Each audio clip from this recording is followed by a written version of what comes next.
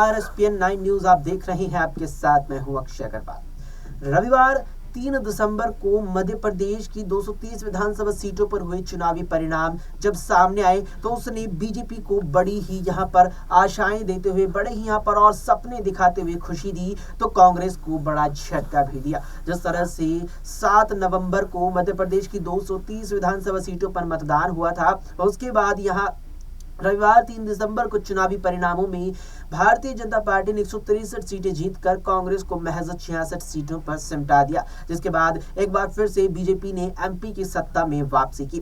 लेकिन इसके बाद कांग्रेस ने एक बड़ा बदलाव करते हुए 15 दिसंबर को पूर्व प्रदेश अध्यक्ष और पूर्व मुख्यमंत्री कमलनाथ को मध्य प्रदेश अध्यक्ष के पद से हटाते हुए पार्टी के प्रदेश अध्यक्ष के ये पद जीतू पटवारी को दिया। जिसके बाद से ही मध्य प्रदेश कांग्रेस के नए और युवा अध्यक्ष जीतू पटवारी लगातार एक्शन मोड में नजर आ रही हैं। हाल ही में आई सूचना के मुताबिक जीतू पटवारी दतिया का दौरा करने वाले हैं। बता दें कि दतिया वही विधानसभा सीट है जहां से पूर्व गृह मंत्री नरोत्तम मिश्रा ने चुनाव लड़ा और वे चुनाव हार भी गए।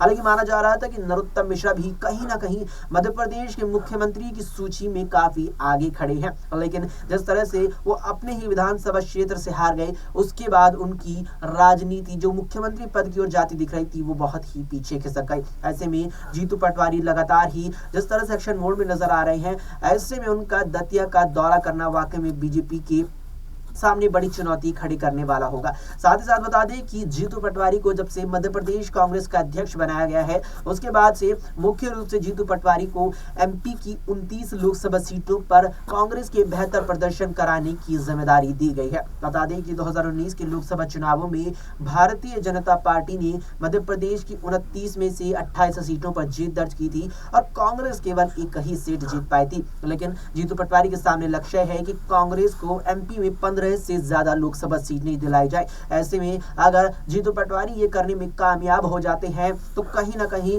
उनका सियासी वर्चस्व भी बढ़ेगा और साथ ही बीजेपी को बड़ा झटका भी देने में कामयाब रहेंगे, क्योंकि जिस तरह से 5 राज्यों में विधानसभा चुनाव संपन्न हुए और 5 में से मुख्य तौर पर हिंदी पट्टी के 3 राज्यों में चुनाव हुए, उनमें से मध्य प्रदेश को लेकर माना जा रहा था कि बीजेपी की हार लगभग निश्चित है और कांग्रेस यह लगभग सत्ता में वापसी कर रही है। लेकिन चुनावी परिणाम ने हर किसी को हैरान कर दिया। ऐसे में अब जीतू पटवारी के सामने चुनौती है कि वो एमपी विधानसभा के बाद एमपी लोकसभा की सीटों पर कांग्रेस का बेहतर प्रदर्शन कराए, कांग्रेस के वोट बैंक को मजबूत करे, वोट प्रतिशत न गिरने दे और इस दफे लोकसभा चुनावी परिणाम में एमपी से बीजेपी को हैरान करते हुए बीजेपी को झटका दे।